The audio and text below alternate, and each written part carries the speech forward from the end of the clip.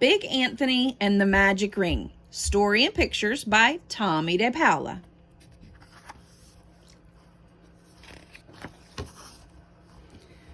Wintertime was very quiet in the little town in Calabria where Stregonona, Grandma Witch, and her helper Big Anthony lived.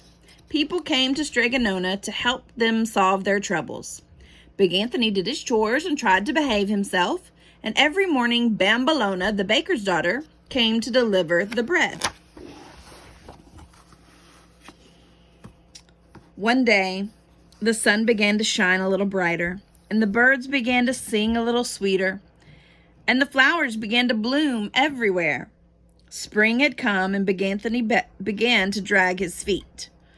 "Anthony," said Stregonona, "whatever is the matter? You're sleeping late, your chores are half done, and every time I look at you, you're gazing into space and sighing."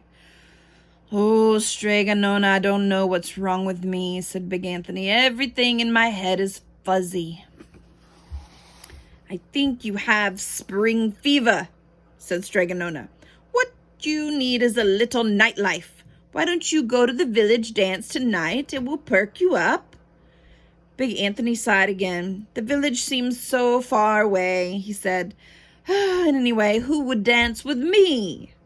"Bambolona, the baker's daughter, would," said Stregonona. "Why don't you ask her when she brings the bread?" "Who?" asked Big Anthony, for in truth, he had never noticed her. When supper was finished, and Stregonona was straightening up her cupboard, she suddenly stopped and said to herself, a little nightlife. That's not a bad idea. It's been quite a while since I went to the village and danced the tarantella." Then she began to bang the little drawers open and shut, looking into each of them. The noise startled Big Anthony, who was sitting just outside gazing at the moon. "What is Stregonona doing?" he asked himself, peeking through a crack in the door. "Aha! Here it is," said Stregonona, holding up a tiny golden ring. "I haven't used this in years." She slipped the ring on the first finger of her right hand and then began to sing. "Oh, little band, my golden ring, listen to the song I sing. Make me look as I do not, and to the village dance I'll trot." There was a puff of smoke, and instead of Stregonona, there stood a beautiful lady in elegant clothes. Big Anthony could hardly believe his eyes.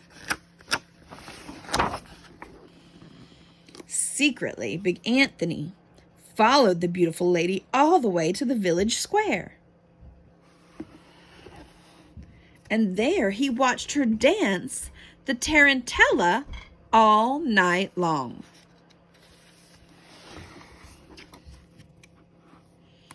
When the dance was over, Big Anthony followed her back to Stregonona's house. There the lady sang, "Oh, shiny band, my golden ring, again the little song I sing. The dance is done, the moon does wane, turn me back to me again." Then she slipped the ring off her finger. With a puff of smoke, there was Stregonona.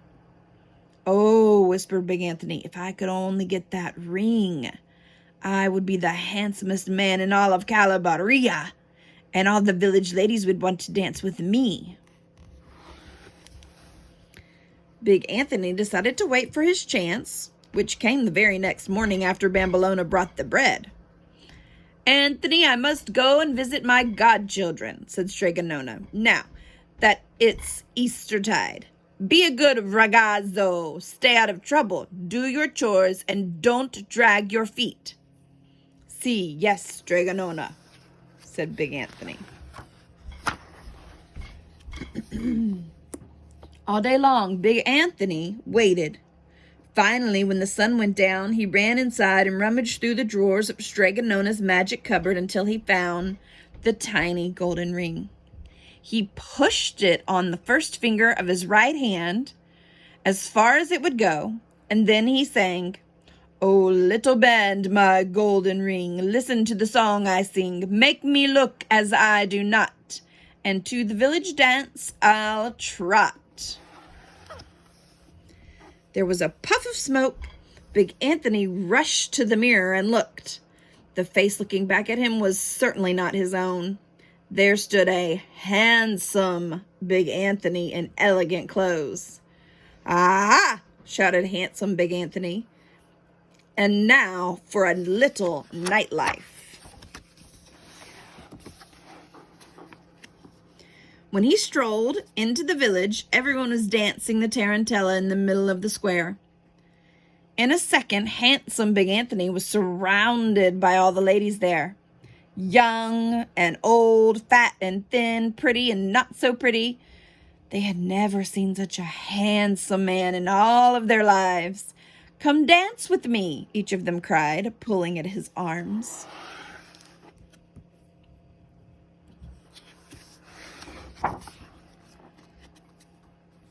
Round and round they went, dancing the tarantella.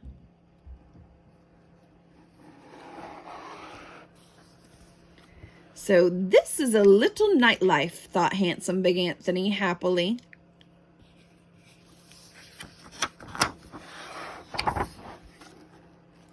After several hours, handsome Big Anthony was beginning to get a little tired, but the ladies wouldn't let him stop dancing. "Caro," they cried, "dance with me. Caro, next." They began to push and shove. They pushed and shoved so much that at last handsome Big Anthony got scared. "Un momento, just a minute, let me catch my breath," he cried. But the pushing and the shoving and grabbing and kissing only went on more. Handsome Big Anthony began to run. The ladies began to run too, after him.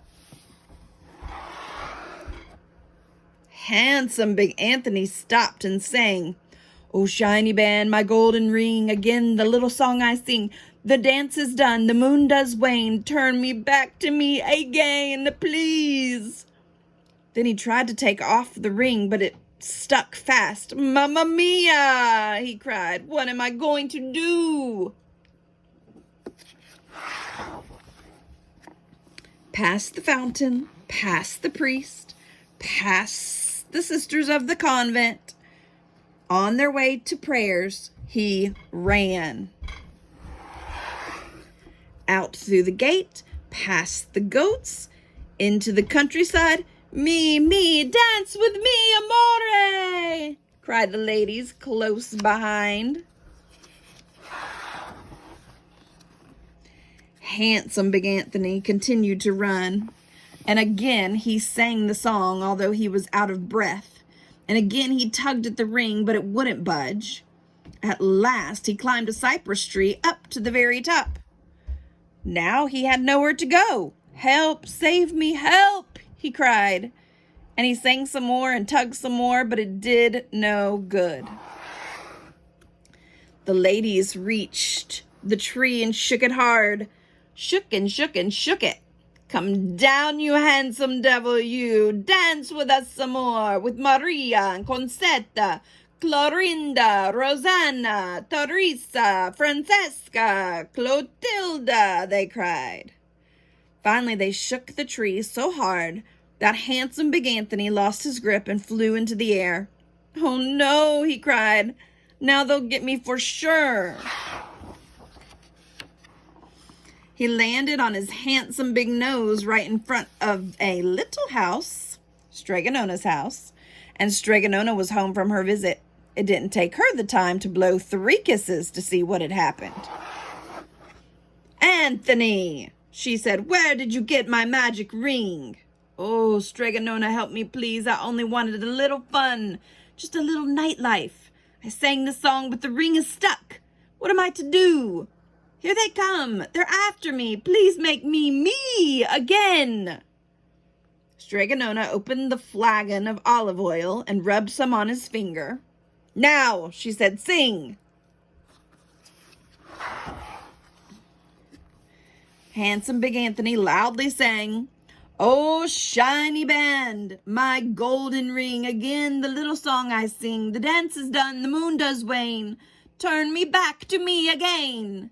The ring slipped off his finger, and when the puff of smoke had cleared, there sat plain Big Anthony. Where is he? Oh, where did he go? Where is that handsome devil? Cried the ladies from the village. There's no one here, as you can see, but me and Big Anthony, said Stregonona, calling, wait, wait, wait for us. The ladies rushed away, and soon they were out of sight. Oh, Anthony, said Stregonona, you will never learn. Stregonona, you saved my life. Never again, I promise, never will I touch your magic, cried Big Anthony. Never mind, Big Anthony, said Stregonona with a smile. There are other kinds of magic in the spring.